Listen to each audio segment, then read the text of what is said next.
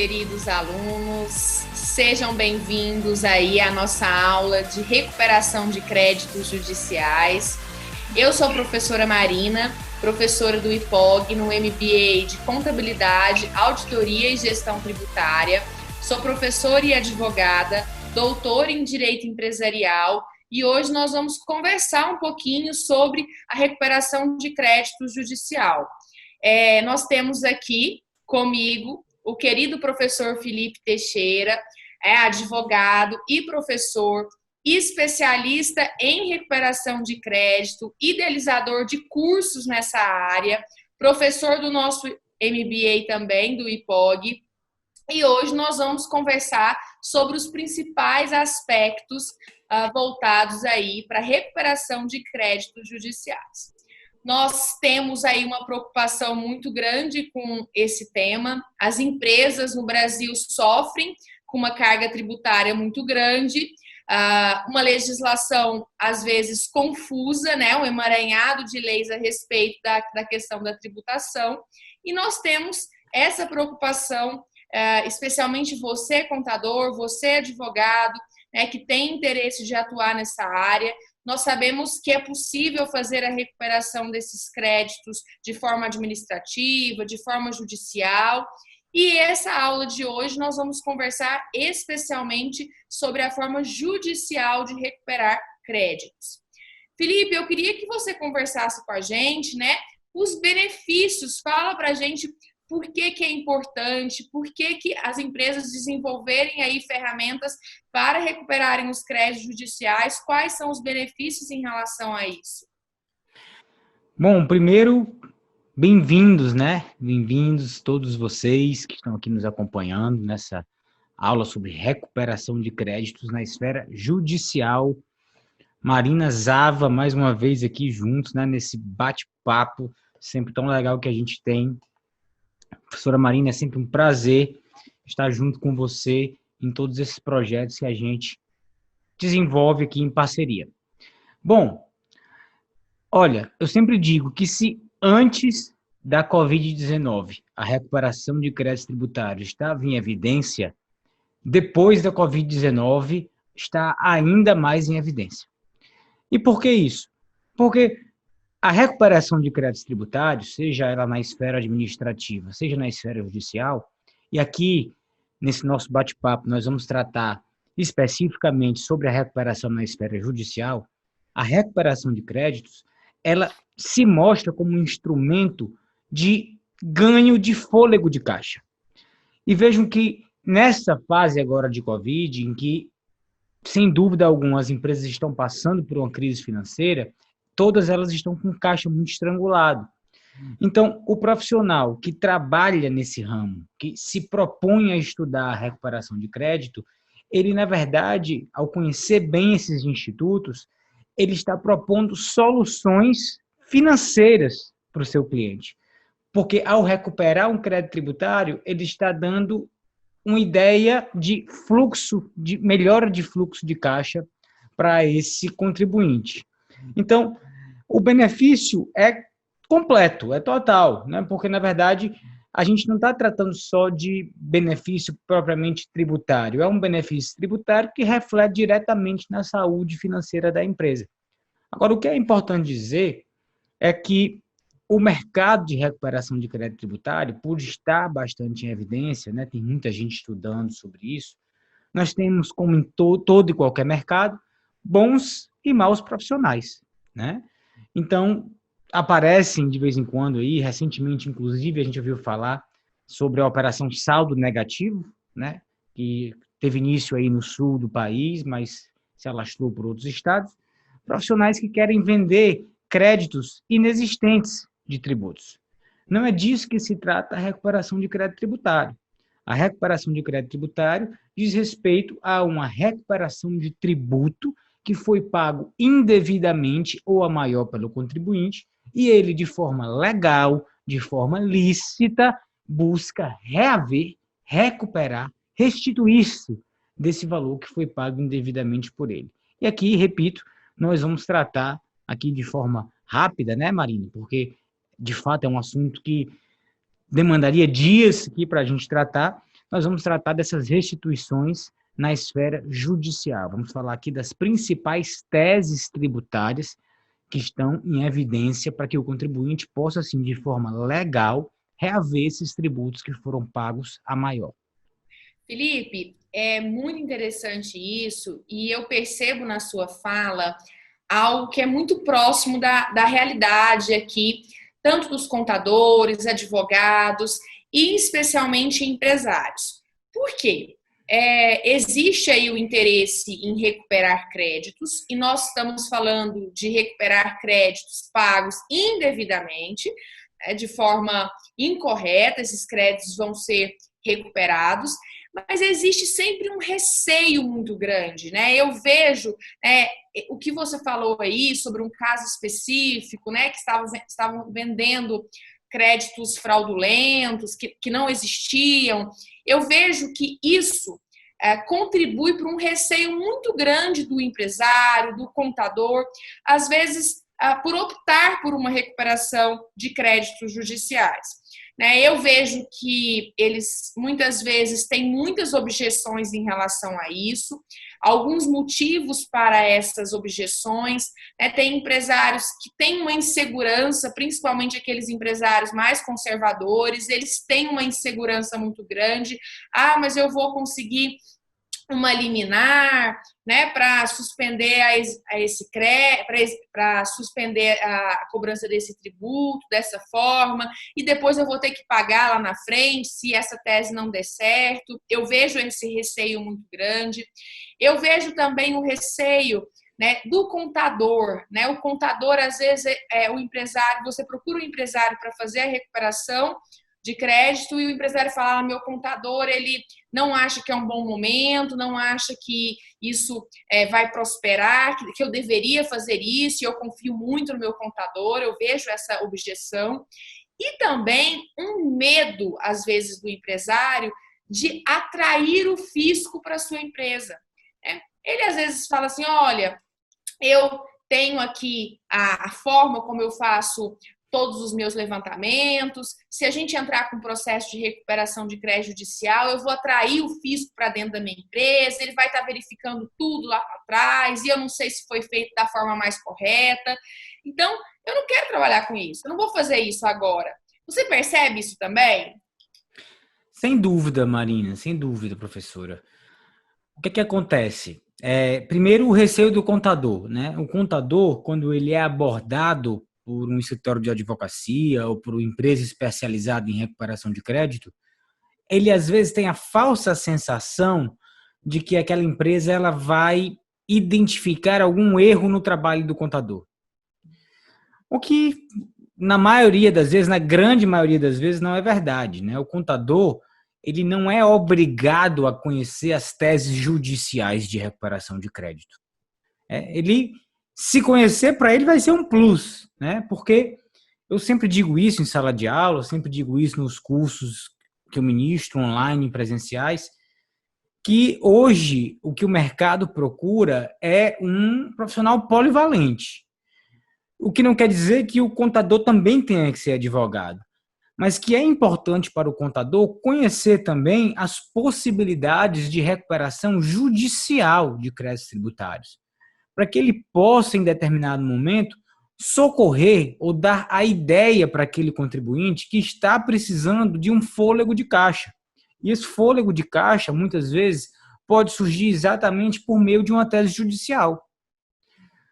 Eu sempre costumo dizer que o contador ele tem, inclusive, uma posição de vantagem na frente do advogado, quando se trata de recuperação de crédito tributário. Porque o contador, diferente do advogado, ele já tem todos os dados do contribuinte na mão. É ele que lida com as obrigações acessórias, né? Portanto, ele tem todas as informações a seu dispor. Diferente do advogado, que ainda tem que mendigar, entre aspas, né, por essas informações, seja com o próprio empresário ou seja com o contador. E o contador, na verdade, ele é o grande elo com o empresário, né? Nem todas as empresas têm assessoria jurídica, mas todas elas têm assessoria contábil, até diante da necessidade de envio de obrigações acessórias para o fisco. Então, esse receio do contador de ter algum erro apontado ou de essa consultoria, né, que vai oferecer o serviço de recuperação de crédito dizer, olha, o seu contador devia ter visto isso. Esse é um erro que o próprio consultor de recuperação de crédito, esse é um medo, né, que o próprio consultor ele tem que retirar do contador. E em relação ao empresário, né, o que o empresário tem que ter em mente? É evidente que é muito difícil para qualquer empresa no Brasil cumprir com todas as obrigações tributárias de natureza principal e acessória de forma 100% correta. Eu digo muito que no Brasil, nem que você queira fazer tudo certo, você consegue. Porque a legislação tributária é de uma complexidade tão grande, e aqui eu falo sobre legislação federal, legislação estadual e municipal, que muitas vezes o contribuinte quer fazer o certo, quer recolher de forma correta e não consegue. Tamanho é o número de normas. Então é lógico que todo empresário, ou quase todo empresário, tem o que a gente chama de telhado de vidro, né? E é exatamente por ter esse telhado de vidro que muitas vezes o empresário fica com receio de pedir de volta um tributo que muitas vezes ele sabe que pagou a maior. Você mostra para ele que a tese é pacífica, que a tese foi julgada pelos tribunais superiores já, que não tem mais volta, que ele tem direito a restituir-se daquele tributo, mas mesmo assim ele fica com receio, como você colocou. Eu não vou atrás, porque se eu for atrás eu vou chamar o fiscal para dentro da minha empresa. E isso, principalmente quando a gente está tratando de tributo federal, é absolutamente inverídico.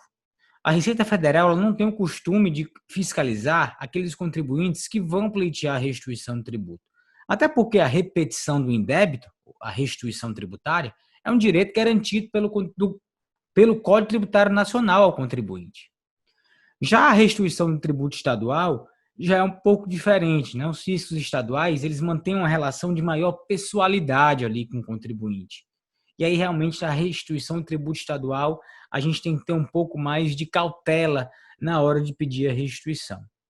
Mas, em gente tratando de tributo federal, não. Essa restituição realmente se dá de uma forma bem mais tranquila e, de fato, esse receio do empresário em ser fiscalizado, ele é um receio infundado, né? Não existe, eu pelo menos já trabalho com recuperação de crédito há muitos anos e nunca tive um cliente fiscalizado porque entrou com ação judicial para recuperar crédito tributário. Teve vários clientes que já tiveram ação judicial transitada em julgado, já receberam esses créditos de volta e nunca tiveram nenhuma espécie de problema com o fisco federal em relação à fiscalização, né? Felipe, E o que pode falar? Só uma questão interessante, que uma outra objeção que eu vejo bastante, né, tanto de contadores e empresários, é em relação ao prazo. Porque muitos, não, mas isso demora muitos anos até transitar, né? E nós sabemos que não é assim, né? A realidade é um pouco diferente aqui. Nós temos uma celeridade maior nesse aspecto, não é isso? Em se tratando das teses, né, que nós já chamamos de teses maduras, né, já foram julgadas aí pelo STF em sede de repercussão geral, ou pelo STJ em sede de recurso repetitivo, essas teses, de acordo com o Código de Processo Civil, essas matérias, elas só tramitam em duas instâncias, né? Primeira e em segunda instância, de forma que elas não sobem mais para o STJ nem para o STF. E aí, esses processos, de fato, por só transitar em duas instâncias, tem uma tramitação muito mais célere. Então, assim, não é um trâmite muito demorado. Estou falando de 2, 3 anos no máximo de processo. É o que judicialmente, né, assim, bem se razoável. tratando de processo judicial, é muito rápido. Pode durar mais um pouco? Pode chegar a 4 anos? Pode, né? Mas pode chegar a 2 também, pode transcorrer em 2 anos. Mas por que esse raciocínio, Marina, não faz sentido? Porque enquanto a ação está tramitando, esse crédito tributário ele vai sendo atualizado, ele vai sofrendo atualização. Então, o contribuinte, na verdade, o que ele está fazendo é uma poupança.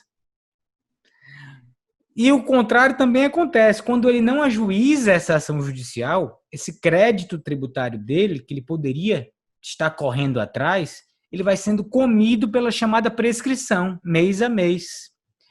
Então não tem sentido esse argumento de que a ação vai demorar, é um argumento, na minha opinião, completamente infundado. Porque enquanto a ação está tramitando, aquele crédito tributário vai sendo atualizado pela taxa Selic. Então, na verdade, o que ele está fazendo é uma poupança, né? Ah, mas a taxa Selic está muito baixa. Sim, está baixa.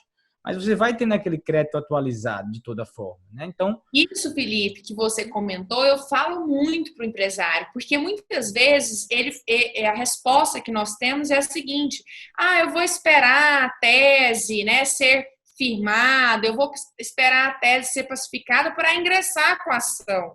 Muitos empresários pensam dessa forma, e aí eu dou essa resposta a eles. Vamos ingressar, por quê? Porque nós temos a prescrição. E cada mês nós temos menos créditos, é né? lógico, com certeza. Isso aí não é um pensamento completamente sem nenhum fundamento, esse pensamento. E o que o empresário precisa saber, esse empresário que é medroso, esse empresário... Tem empresário que simplesmente não entra com essas ações de recuperação de crédito tributário, que a gente chama de repetição de indébito, porque ele está muito bem, as coisas estão indo muito bem, a empresa está super bem, e ele acha que não precisa entrar. O que acontece? O tributo hoje ele é um componente muito importante do custo empresarial, custo da mercadoria, do custo do serviço.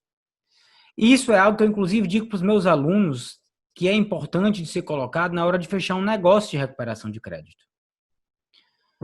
O empresário que abre mão desse tipo de demanda, que abre mão de recuperar o tributo, que abre mão de diminuir a sua carga tributária por meio das teses tributárias na esfera judicial, ele, na verdade, ele está abrindo mão de reduzir o seu custo, de reduzir, portanto, o preço da sua mercadoria, de reduzir, portanto, o preço do seu serviço.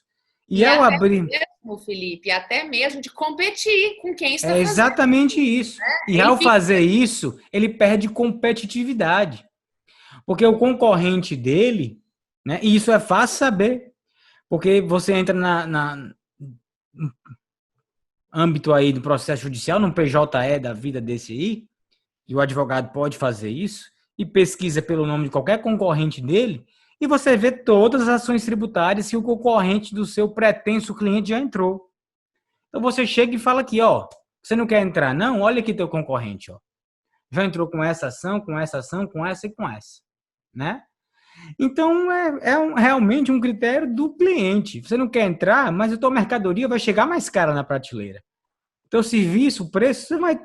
Às vezes, tem muito empresário que fala, poxa, mas por que eu não consigo... Por que eu não consigo colocar um produto na prateleira no preço que aquele meu concorrente coloca, né? Simples, por uma razão muito simples. Muitas vezes, gestão tributária. E a recuperação de créditos tributários é uma das etapas da gestão tributária, que tem que ser muito bem aplicada. Então, hoje, a empresa, o negócio que não faz uma boa gestão tributária, e dentro da gestão tributária, repito, está a recuperação de crédito é só uma etapa da gestão tributária, esse negócio ele está fadado a não conseguir competir. Porque imagina, se o meu concorrente ele está se desonerando de tributos incidentes sobre a folha, ele está se desonerando de tributos incidentes sobre a receita bruta, ele está se desonerando de tributos incidentes sobre a conta de luz, e eu nada, é lógico que esse cliente, esse contribuinte, esse meu concorrente, ele vai conseguir colocar a mercadoria dele por um custo mais barato na prateleira e conseguir colocar um serviço dele, se for o caso, por um preço mais competitivo no mercado, e eu vou ficar para trás. Porque eu não estou buscando essas medidas, né? Eu estou ignorando essas possibilidades, porque eu tenho um preconceito, porque eu tenho medo, né? Porque eu estou mal assessorado, né? Então, tudo isso é uma coisa que o empresário precisa entender. E muitas vezes hoje mesmo, eu enviei 3 propostas, né? A gente está gravando aqui no final do dia, eu hoje mesmo enviei 3 propostas de recuperação de crédito tributário. Por quê? Porque a gente está no meio da pandemia, né? A gente está aí, aqui mesmo, eu estou gravando do Ceará, Marina está gravando de Goiás, a Marina acabou de me contar que o estado de Goiás decretou mais 15 dias, né, de lockdown. E aí, gente, é o seguinte, as empresas, elas vão precisar cada vez mais de instrumentos que confiram a elas a possibilidade de oxigenar o caixa. Então, assim, vocês vão ver que quem trabalhar, quem dominar a recuperação de créditos tributários, eu digo que nem vai precisar muito ir atrás de clientes, as pessoas vão vir atrás de você. Porque a necessidade de financiamento, de recuperação de crédito, de busca, repito, de inserção de recursos, vai ser constante. Felipe, ainda mais no momento desse, né, que nós temos uma diminuição de faturamento em virtude de tudo que nós estamos vivendo e ainda de uma intenção do Estado, né, do Estado como um todo, né, recuperar as suas receitas, no momento de gastos altíssimos. Então, essa é uma preocupação que deve ser a pauta do dia para empresários, advogados e contadores. E uma coisa que eu acho interessante, eu sempre brinco, que se existe um casamento perfeito, é um casamento entre contador e advogado. Esse é um casamento perfeito. Eu falo isso, Felipe, porque se eu não tivesse um bom contador aqui em Goiânia, teria muita coisa que eu não conseguiria fazer. E da mesma forma, ele, né, que se sente muito mais seguro quando estou ao seu lado em alguns contratos. E quando nós falamos em recuperação de créditos, né, essa afinidade, esse trabalho realizado entre contador e advogado é de suma importância. O contador ele tem as informações, né, e a gente tem esse cuidado, né, do advogado que vai ter acesso a essa informação e, junto com o contador, trabalhar na área de recuperação de crédito judicial, uma vez que na esfera judicial nós obrigatoriamente isso precisa ser feito por um advogado, já que na esfera administrativa é possível ser feito por contador, né? Então nós temos esse papel, né? E é um papel, às vezes eu vejo essas pessoas disputando o mercado, né? E eu acredito que não é isso, né? Eu acho que é um caminho junto, né? O contador com o advogado caminhar aí na busca de clientes, né? Na busca de novas empresas, para vender a recuperação de crédito, seja administrativa ou judicial. Como você colocou, se a recuperação de crédito for na esfera judicial, não tem jeito. Nós dois somos advogados, eu e você, né? Se a recuperação de créditos for na esfera judicial, vai precisar do advogado. É o advogado que tem capacidade postulatória, né? De ir em juízo e pedir lá para o juiz a recuperação, né? A restituição daquele tributo pago indevidamente. O que não retira a importância do contador nesse processo. E assim, eu falo isso e faço na prática, né? Eu mesmo hoje tenho 3 contadores no meu escritório, mas pela consciência que tenho de que não consigo fazer tudo só, né? Eu não conseguiria, se não fossem esses contadores que me auxiliam, fazer planejamentos tributários com qualidade, eu não conseguiria fazer cálculos nessas recuperações de crédito tributário com qualidade. Só que a gente precisa entender que isso tem que ser uma relação colaborativa, né? Como eu coloquei já anteriormente, é o contador, na grande maioria das vezes, que dispõe de todos os dados para fazer esses levantamentos. Já várias vezes, professora Marina, eu dando aula no IPOG, né, nos MBAs do IPOG, que a gente ensina no Brasil inteiro, e eu me lembro de um aluno lá do Rio Grande do Sul, que quando eu concluí a aula falando sobre recuperação de créditos, ele no final da aula já tinha levantado o crédito do cliente dele. Porque ele tinha um sistema online, né? O sistema online era online, ele já levantou as informações ali. No final da aula, opa, professor, já aprendi aqui, já levantei. Então, assim, o contador ele já dispõe dessas informações, né? E com as informações do contador, com a habilidade que ele tem para fazer cálculo, com o conhecimento que ele tem de sistema, muito maior que o advogado, ele tem essas condições de fornecer essas informações para o advogado, que evidentemente tem um traquejo muito maior, né, em relação a conhecimento jurisprudencial, né? Muitas vezes em relação ao conhecimento de legislação que trata dessas matérias de teses tributárias. Então, unem-se aí forças para que possam ser captados clientes, para que os cálculos possam ser feitos e para que, evidentemente, com o trabalho sendo feito da forma mais adequada, quem ganha com isso é o contribuinte, quem ganha com isso é o cliente. E aí você faz um trabalho bem feito, que vai ser propagado para mais 2 ou 3. E se você for querer fazer tudo sozinho, você não vai fazer um trabalho 100%, né? O contador nem consegue fazer porque ele tem que entrar com ação com o advogado. Então, o que eu sempre digo é que o contador precisa ter o seu advogado tributarista de estimação, né? E vice-versa. O tributarista também precisa ter um contador no qual ele confie. E uma coisa importante de se dizer, e aí também a importância do contador nesse processo, atenção advogados, né? Que pensam que podem fazer tudo sozinho também, estão nos assistindo. Essas ações judiciais de recuperação de crédito tributário, aqui já até antecipando um pouco o nosso papo, professora Marina, porque uma coisa vai puxando a outra, né? Nessas ações judiciais, é possível ao contribuinte receber esse crédito tributário de duas formas quando a ação termina, né? Ele pode receber por meio de precatório, ou ele também pode habilitar esse crédito tributário decorrente da sentença judicial junto à Receita Federal do Brasil. Isso a gente está tratando de tributo federal, né? Isso é possível na esfera do tributo federal. Isso está previsto lá na Instrução Normativa 1717.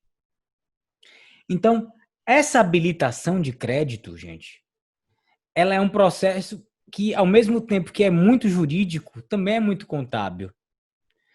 Porque após habilitado o crédito, esse crédito que é decorrente da sentença judicial, após esse crédito habilitado, o contribuinte vai precisar fazer as chamadas PERDECOMPs, que são os pedidos de compensação, para que ele possa usufruir desse crédito que foi habilitado. Isso tudo é feito via ECAC, né? Então, assim, o contador ele tem muito mais traquejo, muito mais familiaridade com o ECAC. O advogado ele não sabe fazer PERDECOMP, ou pelo menos a grande maioria dos advogados não sabe fazer PERDECOMP, né? Eu sei o que é um PERDECOMP, eu conheço o programa do PERDECOMP Web, mas eu mesmo não paro no meu dia a dia para estar fazendo PERDECOMP, entendeu, professora? Então, é o contador que está ali na operacionalização do PERDECOMP. É o contador que está na operacionalização do ECAC. Então, para que o advogado vai querer fazer tudo? Eu vou mostrar aqui para você, né, para quem está nos assistindo também. É interessante a gente poder mostrar isso. Vou espelhar aqui na tela para vocês. Exatamente um pedido desse de habilitação de crédito. Tá?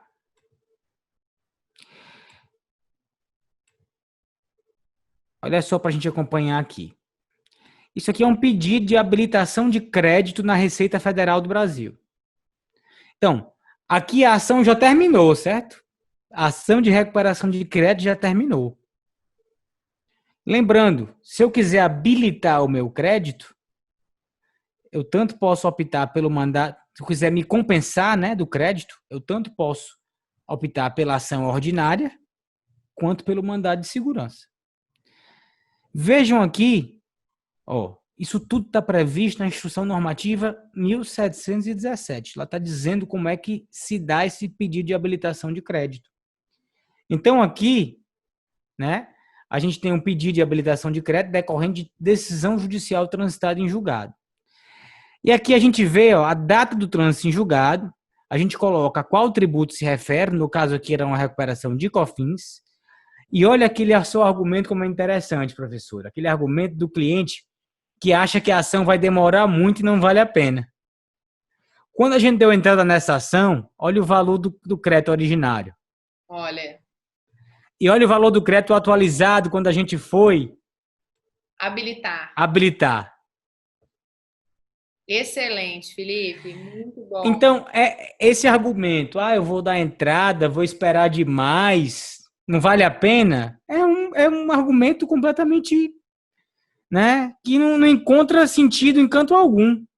porque o crédito dele vai sendo atualizado. Quando ele pagou o crédito tributário, era esse valor, né? Mas depois que se passaram os anos, que a ação tramitou, quando ele foi habilitar, era quase o dobro o valor do crédito tributário, porque a Selic, a taxa Selic, hoje nem tanto, porque ela está num valor muito baixo histórico, mas antigamente ela tinha uma formação, né, no crédito tributário muito importante. Então hoje também esse crédito dele vai ser atualizado, mas olha aqui, o crédito tributário praticamente dobrou, né? Então esse pedido de habilitação aqui, ele vai ser apresentado, né, à Receita Federal, tá? Aqui tem a minha assinatura eletrônica, tudo bonitinho, e vai ser analisado pela Receita Federal, por um auditor da Receita Federal, que vai dizer se esse crédito cumpre ou não os requisitos para ser habilitado. Depois que essa análise for feita, a habilitação vai ser deferida. E aí, o que é que vai estar pronto para ser feito? Vai ser formado lá um bolo de crédito, né? No caso aqui, R$ 566 mil, como nós vimos, né? 566 mil. É lógico, professora, que esse contribuinte aqui, provavelmente, ele não vai utilizar esses R$ 566 mil de crédito de uma vez só, né? Então, na verdade, ele vai ter um bolo de 566 mil. E esse bolo ele vai comendo em fatias todos os meses, né? Todo mês ele vai comendo uma fatiazinha desse crédito. De forma que a cada fatia que ele for comer, ele faz um perde-comp. Ele faz um pedido de compensação. E adivinha quem faz esse pedido de compensação? Contador. O contador. Não é o advogado, não, pessoal. O advogado foi quem fez a ação judicial, foi quem ganhou, né? Foi quem preencheu muitas vezes esse pedido de habilitação, foi quem juntou todos os documentos necessários nesse pedido de habilitação, que estão previstos lá na Instituição Normativa 1717, a certidão de inteiro teor do processo, a declaração de que não vai proceder à execução do julgado. Então, existe uma série de detalhes, né, que precisam ser cumpridas para habilitar esse crédito, que o advogado também vai precisar fazer. Mas, eu repito, ninguém faz nada sozinho. Você, advogado, que acha que vai fazer tudo só, esquece. Contador, tu também não vai conseguir fazer nada só, amigo. Não vai. Então, unamos as forças, tá? Para que a gente consiga entregar um trabalho de qualidade. E com isso a gente consiga fazer não um nem dois trabalhos de recuperação de crédito, a gente consiga fazer 100. E nós sabemos, Felipe, que é muito, assim, o trabalho da recuperação de crédito, o boca a boca funciona muito bem, né? Porque o empresário que tem um serviço bem prestado por um contador e advogado e deu certo, porque ele se emociona, né? O empresário, ele quer, mas ele só acredita quando a coisa acontece mesmo, né? Principalmente, Marina, quem é de cidade pequena. É uma euforia imensa. E aí ele conta para o colega empresário, para o outro. Então, é essa importância muito grande de trabalharmos juntos, contador e advogado, nesse tema de recuperação de créditos. E, Felipe, a recuperação de crédito também é uma ferramenta para fazer planejamento tributário, né? Está dentro aí do planejamento tributário. Você que tem bastante cliente na área de planejamento tributário, implementa vários institutos, várias ferramentas. Me fala um pouquinho aí como que a recuperação de crédito se encaixa dentro do planejamento tributário. Existe uma cultura equivocada, né? E eu vejo muito mais isso, né, nos contabilistas. Alguns contabilistas, eles acreditam que o planejamento tributário ele se limita à escolha do regime de tributação, né? Eu vou escolher que vou definir se esse meu cliente ele vai optar pelo Simples Nacional, pelo lucro real ou pelo presumido. Pronto. Vou fazer aqui os cálculos, né? Pronto. Escolhi. O melhor para esse cliente é o lucro presumido. Então, pronto, já fiz o planejamento tributário dele. Quando, na verdade, não. Né? O planejamento tributário está longe de se limitar só a isso. Muito além, né, disso. Vai muito além disso. E quando eu digo que a recuperação de créditos é uma das fases do planejamento tributário, é porque se você encaixa aquele seu cliente lá no lucro presumido, mas você não conhece as possibilidades que ele tem de redução de carga tributária, você não está completando o planejamento dele. Por exemplo, pode ser um contribuinte que seja uma empresa comercial, né, vendedora de mercadoria, e que tenha a possibilidade de excluir o ICMS da base de cálculo do PIS e da COFINS.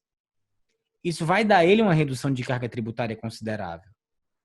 E você, por algum motivo, não está fazendo, né? Por algum motivo, não está fazendo. Por desconhecimento, né? Não sei que pode excluir o ICMS da base de cálculo do PIS e da COFINS. Esse seu cliente também pode ter muitos funcionários, né? E tem várias teses voltadas para a redução da carga tributária sobre a folha. E você também, por desconhecimento, não está se aproveitando dessas teses para reduzir a carga tributária sobre a folha. Então, você não está completando o planejamento desse cliente. Sem falar nas questões pontuais que envolvem a operação daquele cliente, que aí realmente é necessário conhecer da operação de cada empresa para que você possa dar uma opinião mais apropriada.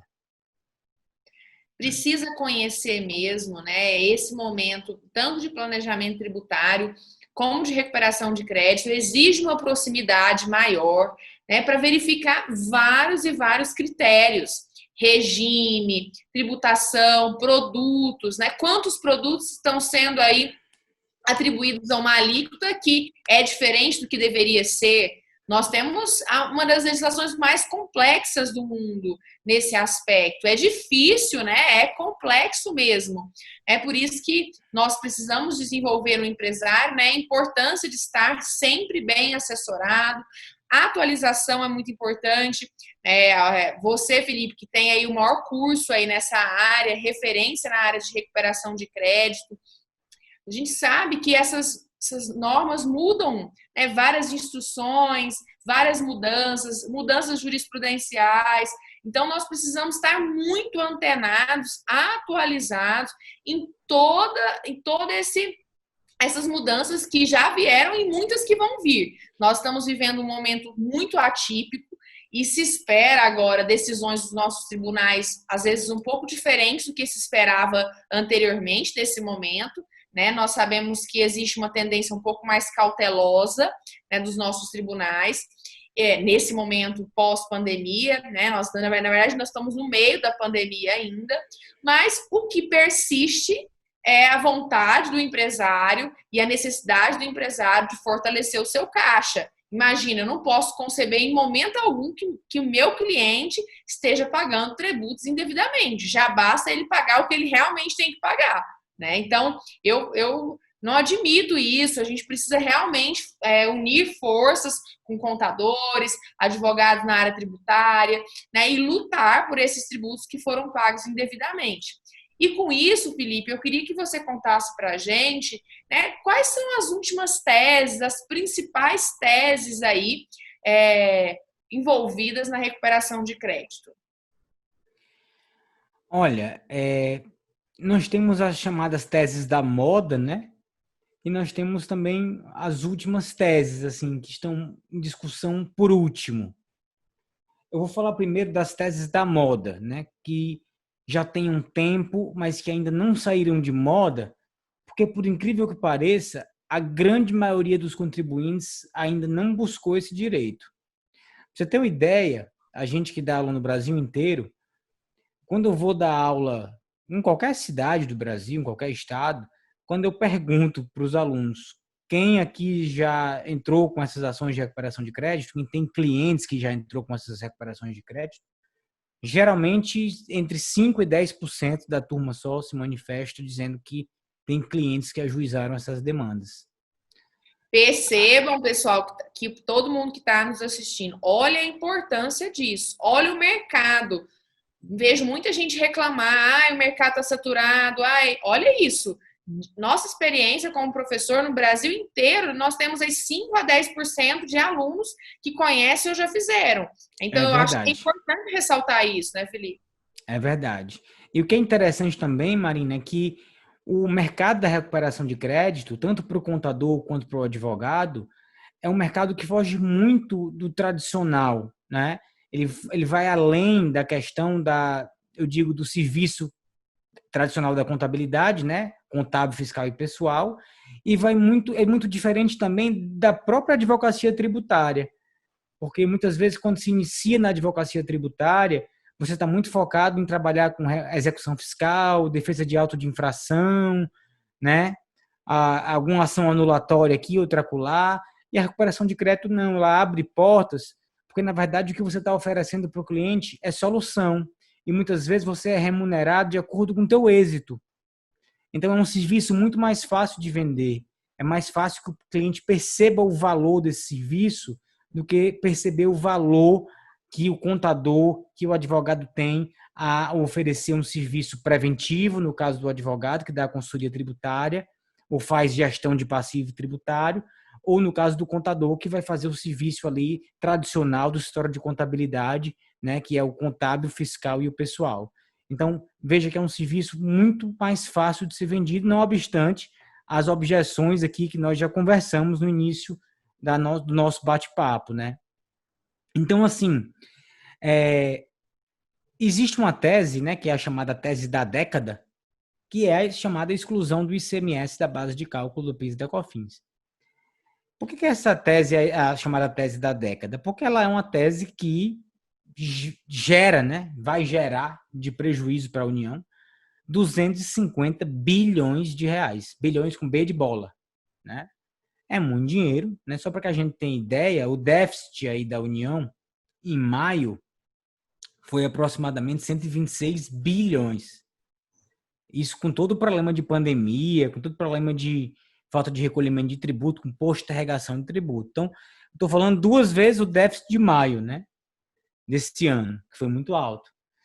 Então, é uma ação que traz grandes oportunidades para quem trabalha com ela, essa tese, porque é uma tese que geralmente envolve grandes cifras, porque é uma tese voltada para a recuperação de PIS e COFINS, que são tributos, são contribuições que incidem sobre a receita bruta, para quem está no regime não cumulativo, ou sobre a receita bruta operacional, para quem está no regime cumulativo dessas contribuições. E aí, professora, eu vou espelhar aqui para vocês, né, para a gente acompanhar aqui com mais tranquilidade, mais um slide, né? Só para que a gente veja aqui rapidamente o que é a tese da exclusão do ICMS da base de cálculo do PIS e da COFINS. Na verdade é o seguinte, em linhas gerais, pessoal, é o seguinte, tá? O que é que os contribuintes foram para o STF reclamar, viu, professora Marina? Olha, eu vendo mercadoria, mas quando eu vendo uma mercadoria por R$100,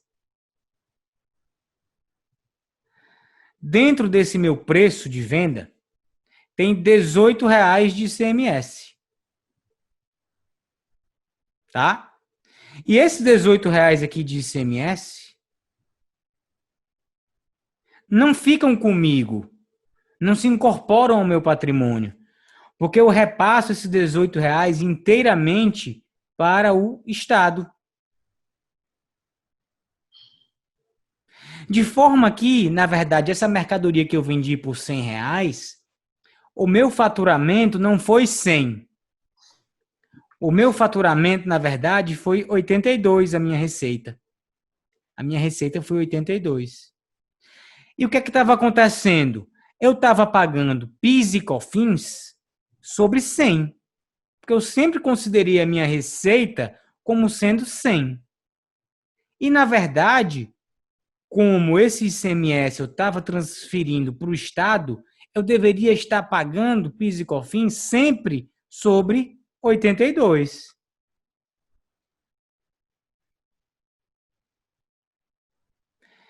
É isso que o contribuinte foi reclamar no STF. Eu tenho que pagar PIS e COFINS desconsiderando o ICMS incidente nas minhas operações. E aí o ICMS decidiu sobre isso com repercussão geral, né? Com o chamado efeito multiplicador, vale para todo mundo, os tribunais todos têm que seguir, é prego batido e ponta virada, dizendo exatamente isso. que por não incorporar ao patrimônio do contribuinte, o ICMS não constitui faturamento ou receita, mas apenas o ingresso de caixa ou trânsito contábil a ser totalmente repassado ao ofício estadual. De forma que o PIS e a COFINS, nesse exemplo aqui que eu dei, devem incidir sobre 82 e não sobre o 100. Perfeito. É essa a tese da exclusão do ICMS da base de cálculo do PIS e da COFINS. E aí, professora, a partir dessa decisão do STF, e já tinha muita gente que tinha entrado com essa ação há muito tempo, né? Mas ficou sacramentado com essa decisão do STF o direito do contribuinte a tanto ressarcir-se dos últimos 5 anos, ou 60 meses, já que o PIS e a COFINS são tributos com fato gerador mensal, ressarcir-se dos últimos 5 anos em que ele considerou a base de cálculo do PIS e COFINS como sendo os 100 e não os 82, e mais, pedir uma medida liminar, né, uma tutela de evidência ou de urgência, aqui quem é do direito sabe, para que daqui para frente ele passe a considerar como base de cálculo do PIS e da COFINS os 82. Perfeito.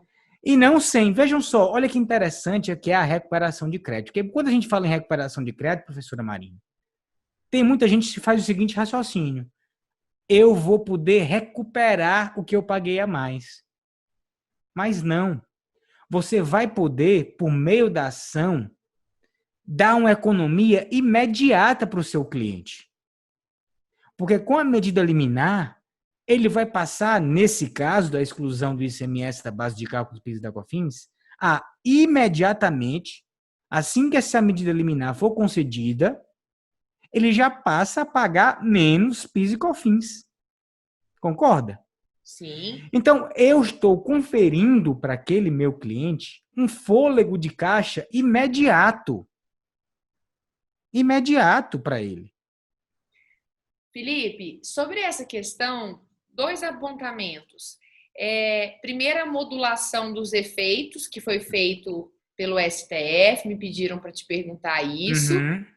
E segundo, também, o receio, né? Alguns empresários extremamente conservadores, mesmo com a decisão liminar, né, que nós temos para calcular aí, o PIS e COFINS dessa forma, né, em cima dos 82 e não levando em consideração 100, muitos empresários optam por fazer o depósito. Me fala o que você acha disso. Olha, existem hoje 3 discussões que rodeiam, principais, né, que rodeiam essa questão da exclusão do ICMS da base de cálculo do PIS e da COFINS. A primeira dela é a que você falou, né, a questão da modulação dos efeitos da decisão. Para quem não é do direito, é o seguinte: o que a União disse? Essa ação aqui do STF, gente, ainda não transitou em julgado. O que significa? Ela ainda não está concluída. Isso significa que o STF vai voltar atrás na exclusão do ICMS da base de cálculo do PIS e da COFINS? Não. Isso significa que tem alguns pontos que o STF ainda precisa esclarecer, né? E por isso, por que ele precisa esclarecer? Porque a União, ela entrou com uma medida dentro do processo, que eu não gosto de chamar de recurso, que se chama embargo de declaração. Que é quando uma das partes tem dúvida, né, sobre a decisão. Ela ficou em dúvida, né, sobre a decisão. E uma das coisas que ela perguntou foi o seguinte: ela disse, STF, é o seguinte: já que você disse que tem que excluir o ICMS da base de cálculo do PIS e da COFINS, tem que excluir. Ninguém discute sobre isso. Mas deixa eu te falar. Eu vou ter um prejuízo de 250 bilhões com B de bola. Então é o seguinte: eu não tenho como marcar com esse prejuízo. Eu já não estou nem conseguindo arrecadar o suficiente para pagar minhas contas. Imagina se eu tiver que devolver esse tanto de dinheiro para esse povo. Então vamos fazer o seguinte: águas passadas não movem moinhos, né? O que passou, passou. Eu quero que você module os efeitos da decisão. Ou seja, esse negócio aqui de exclusão do ICMS da base de cálculo do PIS e da COFINS só vale daqui para frente, não vale daqui para trás. Ninguém pode pedir o passado. Só pode pedir, a gente exclui daqui para frente. Daqui para trás ninguém fala mais nisso. O STF ainda não se manifestou sobre isso, porque ele não julgou ainda esses embargos de declaração, né? Olha, eu tinha a expectativa de que ele não fosse modular os efeitos da decisão, mas com essa pandemia eu já não sei mais. É isso que eu comentei, né, Felipe? Essa é a percepção, né? Antes da pandemia, talvez essa fosse a minha certeza também, né? Mas o que é que acontece, Marina? O STF ele não tem a tradição de modular os efeitos da decisão com base só em efeito econômico para a União. Tanto é que, em 2013, quando o STF julgou a exclusão do ICMS da base de cálculo do PIS e da COFINS em importação, ou seja, aqui a gente está falando do PIS e da COFINS incidente sobre a receita. E lá em 2013 ele julgou o PIS e COFINS incidentes na importação. Né? Quando o contribuinte importa uma mercadoria, ele também paga PIS e COFINS. E lá o STF disse em 2013 que, nesse caso, o ICMS tinha que ser excluído da base de cálculo do PIS e COFINS de importação. Em 2013, a União requereu a modulação dos efeitos, alegando também impacto econômico, e o STF disse não. Não. Até porque, se eu modular os efeitos, eu, de alguma forma, STF, estou concorrendo para um enriquecimento ilícito da União em detrimento da possibilidade do contribuinte reaver o que ele pagou indevidamente ao maior.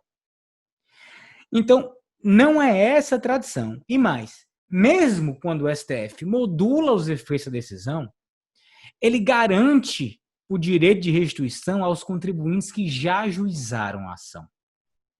É por isso que me admira muito quem ainda não ajuizou, sabendo que a qualquer momento o STF pode trazer para a pauta esses embargos de declaração no qual se discute a modulação dos efeitos da decisão.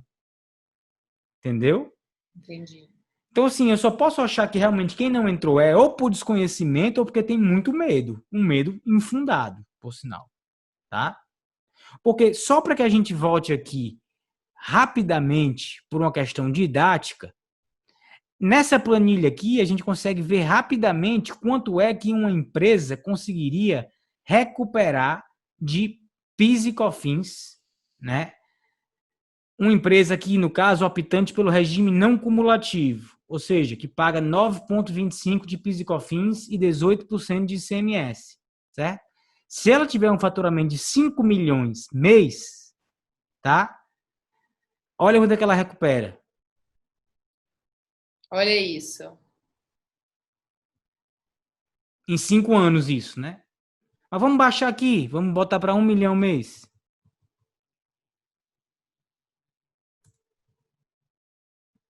Em 5 anos. Em 5 anos, recuperação de 1 milhão. A minha economia mensal, Marina, imagina, eu tenho um cliente que fatura 1 milhão por mês, optante pelo lucro real, aqui regime não cumulativo. Eu entro com ação judicial, peço uma medida liminar para o juiz me deixar excluir o ICMS da base de cálculo do PIS e da COFINS. Olha aí, na situação que eu estou de crise econômica, arroxo de caixa, eu vou economizar para esse contribuinte 16 mil reais. É dinheiro ou não é? Nossa senhora, a gente não pode deixar passar. Isso eu tô falando num mês. Num ano eu vou economizar 200 mil para esse cara. Esse cara vai lhe idolatrar pro resto da vida. Entendeu? Em qualquer momento isso é necessário. Nesse momento, então, é primordial. Nos últimos 5 anos a recuperação é de 1 milhão. E detalhe, esse valor não está atualizado pela Selic. Porque esse valor foi corrigido pela Selic. Então vejam, o que nós estamos tratando aqui, né, desde o início, aqui, vamos fazer um bate-papo sobre recuperação de crédito, falar de tese. Aqui a gente tem que falar de oportunidade de mercado. O que nós estamos tratando aqui é de oportunidade de mercado para quem ainda não se deu conta disso. E não só na esfera judicial, na esfera administrativa, que não é aqui o objetivo do nosso bate-papo, nós temos teses fantásticas, tanto para quem é do Simples Nacional, quanto para as empresas no regime normal. Isso vai ser tratado, né, por outros professores. Mas olha o tamanho da mina de ouro que vocês têm na mão, né? Ah, mas eu não vou dizer não, porque, gente, tem mercado para todo mundo. Tem mercado para todo mundo. Nós temos milhões de empresas no Brasil sedentas para fazer um trabalho desse de recuperação de crédito. E muitas vezes não fazem porque não tem ninguém para chegar até elas. Desconhecem, né? O desconhecimento, Desconhecem. o medo, né? Acho que todos esses sentimentos levam isso aos empresários. Felipe, é interessante, né? Porque falando de recuperação de crédito, nós temos várias teses, né? Várias formas de fazer essa recuperação. Nós teremos aí outro painel, outra aula para o pessoal falando sobre, alguns professores falando sobre como essa recuperação pode ser feita administrativamente, né? E também várias teses na área judicial, né? Isso que você abordou em relação ao ICMS e ao PIS e COFINS é apenas uma dessas teses. É uma forma de recuperação de crédito. Nós temos tantas outras teses já pacificadas, e que empresários persistem em cometer os mesmos erros, continuar aí num conservadorismo que não vai levar eles a lugar nenhum, né, nesse aspecto tributário. E nós estamos falando de competitividade, de mercado, tanto para o seu cliente empresário, se ele quiser ficar no mercado, se ele quiser continuar tendo preços competitivos. Eu vejo muito isso que você falou, Felipe. O empresário me procura e fala assim, como que o meu concorrente está conseguindo vender com aquele preço e eu não consigo? Porque se eu vender naquele preço, eu vou pagar para trabalhar, eu não consigo. Então, tem alguma vantagem competitiva aí. E nós estamos perdendo essa vantagem. Então, e muitas vezes está relacionada à questão tributária, ao planejamento, a toda a organização. Nós temos também os aspectos societários, né, que podem implicar em relação a isso, o regime, a escolha do regime tributário. Então, tudo isso são aspectos, né? Eu sei que o professor Felipe, ele ministra um módulo no nosso curso, no nosso MBA, na verdade, nos 2 MBAs, né, Felipe? Um que é sobre planejamento tributário, que você trabalha bastante essa questão de recuperação de crédito, né? E eu também leciono, falo um pouco também de planejamento tributário e converso bastante sobre planejamento sucessório, direito societário, a importância de tudo isso. E eu repito o que o Felipe falou, nós estamos trazendo para vocês uma oportunidade, né? Quantos empresários existem no Brasil? E esse é o momento, porque nesse momento de dificuldade é que o empresário precisa mais de você, advogado e contador. Precisa que você o assessore de forma correta, de forma técnica, monte uma equipe com um contador, um advogado, para que você atue nessa área de recuperação de crédito. É oportunidade para que você ofereça um serviço de qualidade, para que você capte novos clientes, para que você mostre o seu valor no mercado. E eu vejo aqui em Goiás, Felipe, muitos empresários que querem, isso acontecia muito, e vão buscar escritórios de contabilidade ou empresas que são especialistas em recuperação de crédito em São Paulo, no Rio, em Belo Horizonte. Fala assim, por que vocês não estão fazendo isso? Por que aqui vocês não estão fazendo a mesma coisa? Então, nós precisamos deixar bem claro isso, né? Nesse momento de dificuldade, nós precisamos mostrar o nosso valor para o nosso cliente, para a sociedade e para os futuros clientes. Não tenha dúvida disso. É interessante essa cultura, né? Essa cultura de que vem de fora é melhor, né? Isso é muito normal, acontece muito aqui no Ceará também. Mas, gente, olha, uma coisa que eu digo para vocês e repito: o mercado está aí, e a gente precisa saber o que é que o mercado está procurando. E o que é que o mercado está procurando? O mercado está procurando profissionais que ofereçam soluções. Aí eu pergunto para vocês, quantos escritórios de advocacia full service existem, né? Que dão assessoria na área trabalhista, na área civil, na área do consumidor? Milhares. Quantos escritórios de contabilidade existem que fazem fiscal, pessoal e contábil? Milhares também. A pergunta é, o que é que nós estamos fazendo de diferente? Né? Essa pergunta que você tem que se fazer todo dia. E aí a recuperação de créditos tributários, seja na esfera administrativa, seja na esfera judicial, ela se mostra, de fato, como um produto diferenciado. Ah, professor, mas já tem muita gente fazendo. Gente, o percentual de gente... O que acontece? Muita gente hoje está utilizando a recuperação de crédito tributário como mais ou menos um produto de prateleira, viu, professora Marina? O cara vai ali no Google, pesquisa, faz um portfóliozinho com 2, 3 teses e vai oferecer. O que a gente está propondo que você faça é que você se especialize nessa área, né? Seja por meio de curso ou o próprio MBA do IPOG, não? Nosso novo MBA do IPOG, a gente está oferecendo, e aliás eu sempre digo, é o único MBA do mercado no qual existem 2 módulos de recuperação de crédito, né? Um módulo de recuperação de crédito administrativo e um módulo de recuperação de crédito na esfera judicial. É o único MBA do Brasil, eu não conheço nenhum outro. Posso até estar enganado, mas eu não sei, não tenho conhecimento. Então você tem que buscar o conhecimento, você tem que buscar a qualificação para que você possa competir nesse mercado, porque não existe mais espaço para o profissional feijão com arroz. Infelizmente, pessoal, não tem mais, tá? É por isso, inclusive, que a gente está fazendo aqui esse bate-papo, né? Esse webinar, né, professora Marina? Isso. E para dizer para vocês também que as teses tributárias, elas não se limitam, professora, à recuperação de tributos incidentes sobre o faturamento, não. A gente tem a folha de salários, ela pode ser uma excelente fonte de recuperação de tributos. O STJ, em 2014, ele julgou uma tese, a chamada tese das verbas indenizatórias, né? Então, ele disse o seguinte, sobre determinadas rubricas trabalhistas, né, sobre determinadas verbas, não poderia incidir a contribuição previdenciária patronal. A contribuição previdenciária patronal é uma contribuição cuja alíquota é de 20% e que as empresas que estão no regime dito normal, né, lucro real ou presumido, elas pagam sobre a folha de salários.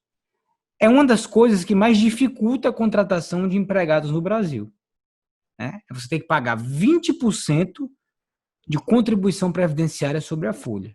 E se for só a contribuição previdenciária, porque ainda tem um chamado RAT, que pode chegar a 3%, ainda tem um tal de contribuição de terceiros que chega a 5,8%. Sem falar dos encargos que não são sociais, né? O FGTS, por aí vai. Bom, o STJ decidiu que sobre determinadas verbas não deveria incidir essa contribuição de 20%. Porque, segundo o STJ, essas verbas, que eu vou dizer daqui a pouco quais são, elas teriam um caráter indenizatório. E a contribuição previdenciária, ela só poderia incidir sobre verbas que tivessem caráter remuneratório. Então, sobre o terço constitucional de férias, sobre o aviso prévio indenizado, ou seja, quando a empresa demite e paga, né, indeniza o aviso, e sobre os 15 primeiros dias de afastamento por auxílio-doença ou acidente, não deveria incidir essa chamada contribuição previdenciária patronal. E é isso aí, da mesma forma que lá para a exclusão do ICMS da base de cálculo do peso da COFINS, dá ao contribuinte o direito de se ressarcir dessa contribuição previdenciária paga sobre essas verbas nos últimos 60 meses e também garante ao contribuinte a possibilidade de deixar de pagar daqui para frente a contribuição previdenciária sobre essas verbas, caso, evidentemente, ele consiga uma medida liminar numa ação judicial. E vejam, eu estou falando de 3 verbas, que são as verbas indenizatórias. Mas a gente também inclui outras verbas nesse bolo, que são as chamadas verbas não habituais, as verbas de caráter não habitual, né? Que estão em discussão no judiciário, as horas extras, né? Os adicionais de insalubridade, várias outras verbas que são tidas como não remuneratórias, tá? E olha o tamanho da oportunidade, da chance que o contribuinte tem de reduzir a sua carga tributária sobre a folha de salários. E que o profissional que trabalha com isso tem de recuperar crédito tributário, né? Engraçado, professora Marina, que às vezes eu escuto assim, de alguns profissionais, até de profissional que está começando nessa área. Ele me dizia assim, professor, eu não vou fazer não esse trabalho, sabe por quê? Porque aquele cliente ali tem muito pouco funcionário. Eu não vou fazer porque não vale a pena.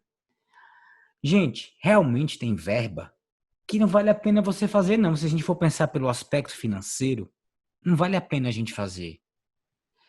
Por exemplo, algumas teses voltadas para a recuperação de tributos sobre a conta de luz, né, como é o caso da não incidência do ICMS sobre a TUSD e a TUST, que é a tarifa de distribuição e a tarifa de transmissão, na grande maioria dos casos, professora, não vale a pena você ir atrás disso, porque são valores menores de recuperação. Mas o que eu sempre digo para os meus alunos, para os meus mentoreados também, né, é o seguinte: gente, essas teses de menores valores são teses que muitas vezes te deixam colocar o pé no cliente. São a porta de entrada na empresa. São as teses que fazem com que você possa começar o teu trabalho na empresa.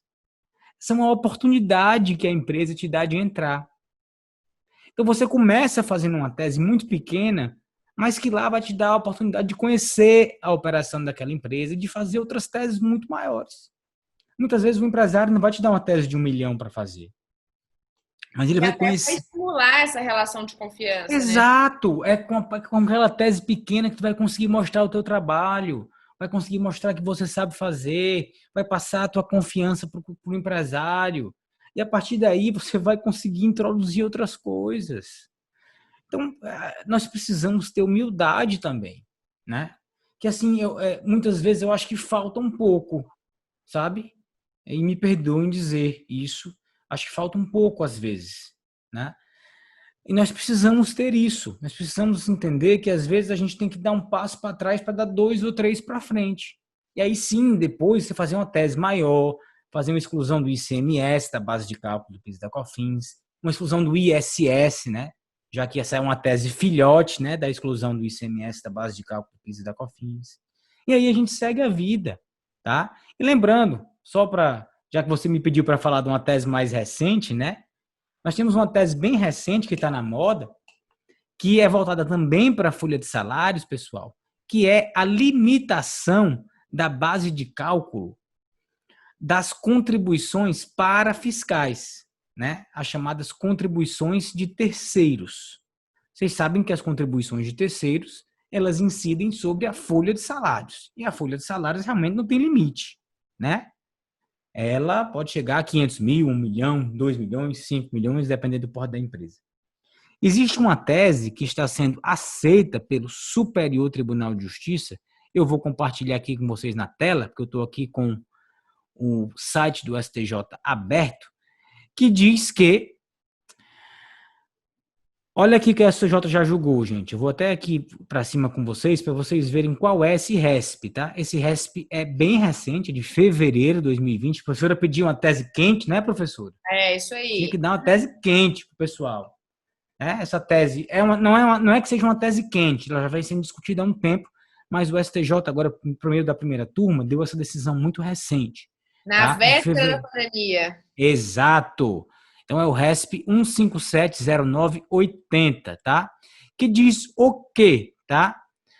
A base de cálculo das contribuições para fiscais recolhida para os terceiros, aquela que eu falei lá, né, que pode ser até de 5,8, né, no sistema S, e tem outras também, né, o Sebrae, o INCRA, tá? Fica restrita ao limite, o Sebrae não, que o Sebrae não é de terceiros, o STF já decidiu que é intervenção do domínio econômico, já é CID. Fica restrita ao limite máximo de 20 salários mínimos, nos termos do parágrafo único do artigo 4º da Lei 6.950. Gente, qual é essa tese? Olha que tese fantástica. Ela diz que a base de cálculo máxima para a contribuição dos terceiros é de 20 salários mínimos. De forma que, se o seu cliente tem uma folha de 500 mil reais, a incidência máxima da contribuição dos terceiros é 20 salários mínimos. Ele pode sair recuperando esses últimos 5 anos. Essa tese é uma tese que está em desenvolvimento, mas o STJ já tem julgamento favorável. Então, não percam tempo, já podem ajuizar as ações de vocês. Isso é uma tese voltada para a folha de salários também, né? A professora Marina me pediu uma tese quente, né? Essa é uma das teses, inclusive, que vai estar no nosso módulo, né, de recuperação de créditos judiciais no nosso novo MBA, né, no IPOG, tá? Um Felipe, MBA aí de auditorias digitais, direito tributário.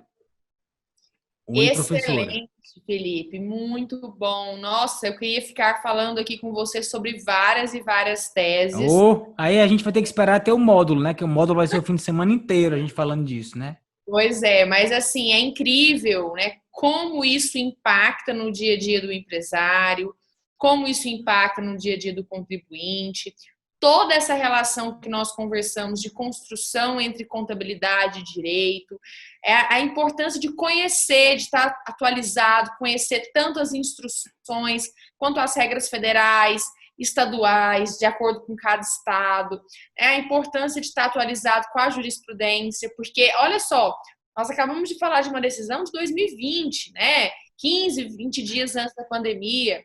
Aí nós a necessidade de você, profissional, se capacitar, estar atualizado, estar atento para que as oportunidades aconteçam, né? Para que as oportunidades surjam.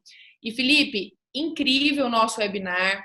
Eu te agradeço assim imensamente por compartilhar esse conhecimento com todos nós, né, para falar um pouquinho sobre esse tema que é tão relevante e por dar aí dicas sobre essa oportunidade de mercado para todos. É claro que lá no MBA do IPOG, tanto no MBA de contabilidade, auditoria e gestão tributária, como no MBA de tributário e auditoria e compliance também, né? Você vai poder ter a oportunidade de conhecer todas essas teses, né? Falar bastante, tanto dessa recuperação de créditos administrativa como judicial, comigo, com o professor Felipe, com um corpo docente especializado que conhece de todas essas nuances e pode te preparar para o mercado, né? Para que você enfrente esses desafios. Esse momento é um momento que nos exige muito, mais ainda, né? Nós estamos falando de questões empresariais, mas nós, como profissionais, precisamos também nos desdobrar, né, atrás aí de conhecimento para poder atender essa demanda que, com certeza, aí é uma demanda imensa do mercado. Eu te agradeço, Felipe, por esse webinar, por essa conversa. Eu espero que estarmos juntos aí em breve, seja em Fortaleza ou em Goiânia ou em qualquer lugar desse mundo, que nós sempre nos encontramos bastante. E se você quiser falar alguma coisa aí para o nosso público. Pessoal, professora, primeiro agradecer a você, né, mais uma vez, né, por mais um bate-papo desse maravilhoso. A gente já fez algumas lives juntos, já participamos de alguns eventos. A professora Marina é sempre muito profissional e é uma profissional que eu admiro muito, além de ser uma grande amiga. E, assim, convidar vocês realmente para estarem participando com a gente desse novo projeto do IPOG, que é o MBA em Direito Tributário, Compliance e Auditoria Digital. Como eu bem falei para vocês, o MBA com dois módulos, né, em recuperação de créditos tributários, recuperação na esfera administrativa, recuperação na esfera judicial. Espero encontrar vocês, seja nesse MBA, ou seja no MBA também em contabilidade, auditoria e gestão tributária. Vamos ter prazer em encontrar com todos eles, né, professora Marina? Seja na, seja na disciplina de processo tributário, né, de processos judiciais e administrativos, seja na disciplina de direito empresarial e planejamento sucessório, também com a professora Marina. E aí é isso, né? Vamos atrás do conhecimento, pessoal, vamos buscar, porque nós, enquanto administradores, advogados, contadores, lembrem-se que nós também temos uma responsabilidade social muito grande em tirar o país dessa crise, em auxiliar as empresas a saírem dessa crise. Lógico, a gente quer ser bem remunerado, a gente quer buscar o conhecimento para ser bem reconhecido no mercado, mas nós também temos sim uma função social muito grande, que é exatamente de colaborar com o setor produtivo e com o nosso conhecimento, com o nosso preparo, a gente vai sim conseguir sair dessa mais uma vez, porque o país é muito grande, o país é muito forte e é sim o setor empresarial que move a montanha, né, desse país que é o Brasil. Então, muito obrigado, professora Marina, mais uma vez. Agradeço aí ao IPOG pelo convite, né, professor Felipe Guerra, nosso coordenador, pelo convite. Todo mundo está no apoio aqui, nos apoiando para fazer esse webinar maravilhoso mais uma vez. Espero encontrá-los em breve aí, seja nas nossas redes sociais, né? prof.Felipe Teixeira e Marina Zava, _. pronto, a gente se vê lá. Um Pessoal, abraço. muito obrigada a todos que estão nos acompanhando. Eu espero encontrá-los em breve, viu? Quem quiser nos acompanhar, nós estamos fazendo sempre lives, estamos aí trazendo bastante conhecimento para todos. E eu espero encontrá-los vocês também presencialmente, virtualmente, mas num futuro próximo, para que a gente possa Com conversar com esse certeza. tema de uma forma mais profunda, né? E poder aí discutir esses temas da forma como devem ser discutidos, tá bom? Muito obrigada a todos, obrigado aí o IPOG, Felipe Guerra, Felipe Teixeira, um abraço e até breve, Um gente. abraço, pessoal. Fiquem Tchau, com tchau. Deus. Saúde. Se cuidem. Tchau. Tchau.